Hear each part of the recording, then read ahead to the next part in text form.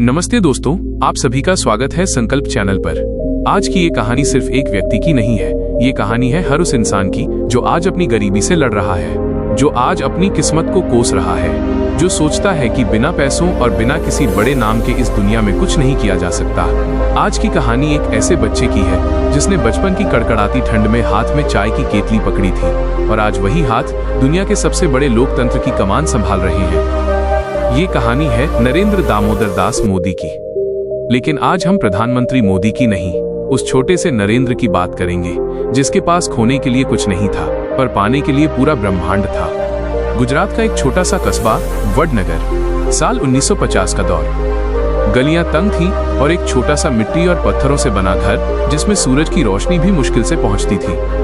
वहां एक बच्चा जन्म लेता है। परिवार की माली हालत ऐसी थी कि पिता को स्टेशन पर चाय की दुकान लगानी पड़ती थी। नरेंद्र का बचपन खिलौनों से नहीं, जिम्मेदारियों से शुरू हुआ। जब उसके उम्र के बाकी बच्चे गलियों में खेल रहे होते थे, तब नरेंद्र अपने पिता के साथ रेलवे स्टेशन के प्लेटफॉर्म पर दौड़ता था। वो आवाज आज भी इतिहास के पन्नों में गूंजती है, चाय ले लो, गर्मा गर्म चाय। क्या आपने कभी सोचा है, एक बच्चा जो स्टेशन पर लोगों की जूठन उठाता था, जो चाय के खाली कप समेटता था, उसके मन में क्या चलता होगा? क्या उसने कभी सोचा होगा कि एक दिन वो लाल किले की प्राचीर से तिरंगा फहराएगा? नहीं, तब उसका लक्ष्य सिर्फ इतना था कि आज शाम का खाना घर में बन सके। दोस्तों, गरीबी कोई अभिशाप नहीं है, गरीबी एक आग है।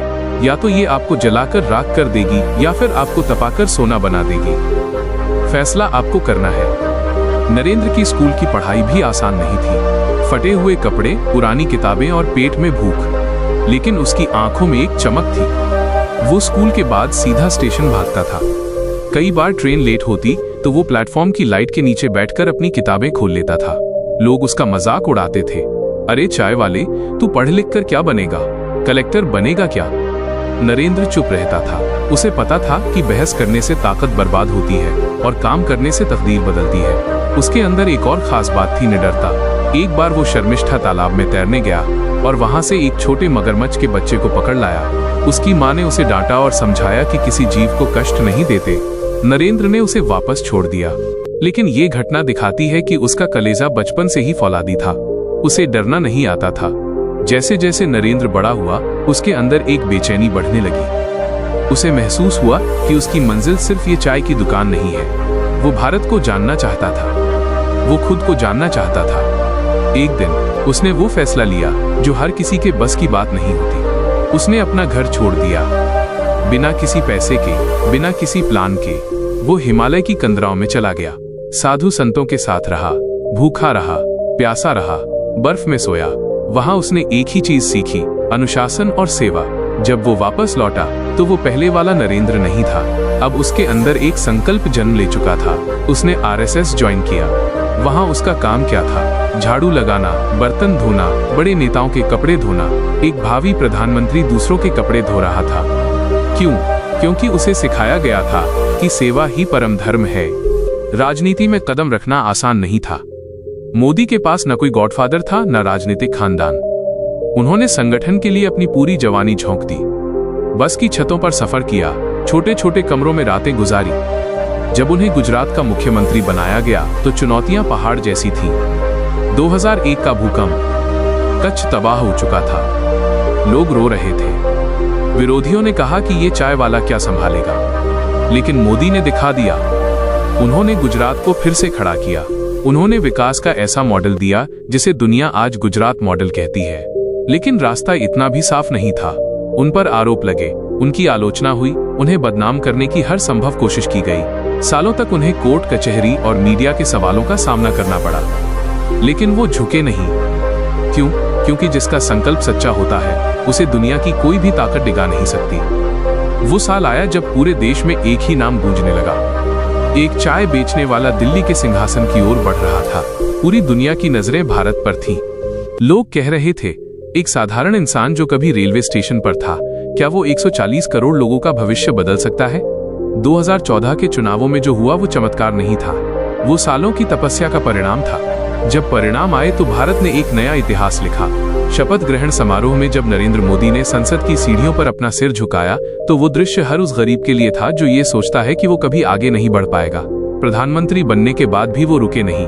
18-18 घंटे काम करना, बिना छुट्टी लिए देश की सेवा करना। स्वच्छ भारत, डिजिटल इंडिया, उज्ज्वला योजना, ये सिर्फ स्कीम्स नहीं है, ये उस बच्चे के सपने हैं जिसने अपनी माँ को चूल्हे के धुएं में खांसते देखा था। ये उस बच्चे की कोशिश है जिसने बिना बिजली के पढ़ाई की थी।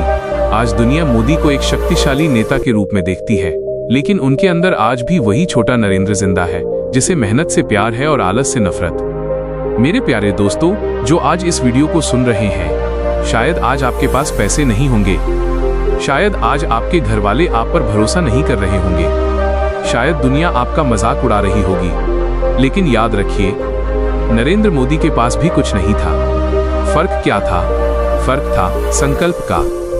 अगर आप गरीब पैदा हुए हो तो इसमें आपकी गलती नहीं है, लेकिन अगर आप गरीब मर जाते हो तो ये पूरी तरह आपकी गलती है।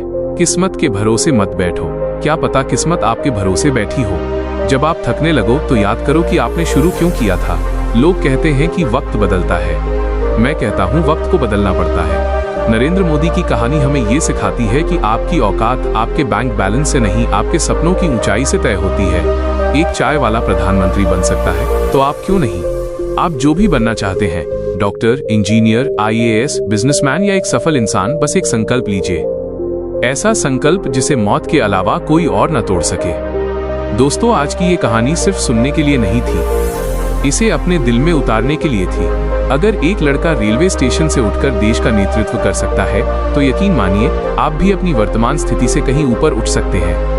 हालात कैसे भी हों, कभी हार मत मानिए, गिरिए, संभलिए, लेकिन फिर से दौड़ना शुरू कीजिए, क्योंकि जीत उसी की होती है जो मैदान नहीं छोड़ता। अगर आपको इस कहानी ने जरा भी प्रेरित किया है, अगर आपके अंदर भी वो आग लगी है, तो आज एक वादा खुद से कीजिए, अपनी आंखों को बंद कीजिए और कहिए, मैं भी इतिहास लिखूंगा। हमें कमेंट सेक्शन में लिखकर बताएं, मेरा संकल्प अटूट है। अगर आप ऐसी ही और प्रेरणादायक कहानियां और जीवन बदलने वाला मोटिवेशन चाहते हैं तो संकल्प चैनल को अभी सब्सक्राइब करें और बेल आइकन दबाएं। इस वीडियो को अपने उन दोस्तों के साथ शेयर करें जो आज हार मान रहे हैं, जिन्हें लगता है कि उनकी गरीबी उनके आड़े आ रही है। याद रखिए, आपका एक शेयर किसी की जिंदगी बदल सकता है। हम फिर मिलेंगे एक नई कहानी, एक नए जोश और एक नए संकल्प के साथ। तब तक के लिए मेहनत करते रहिए, खुद पर यकीन रखिए। जय हिंद, वंदे मातरम।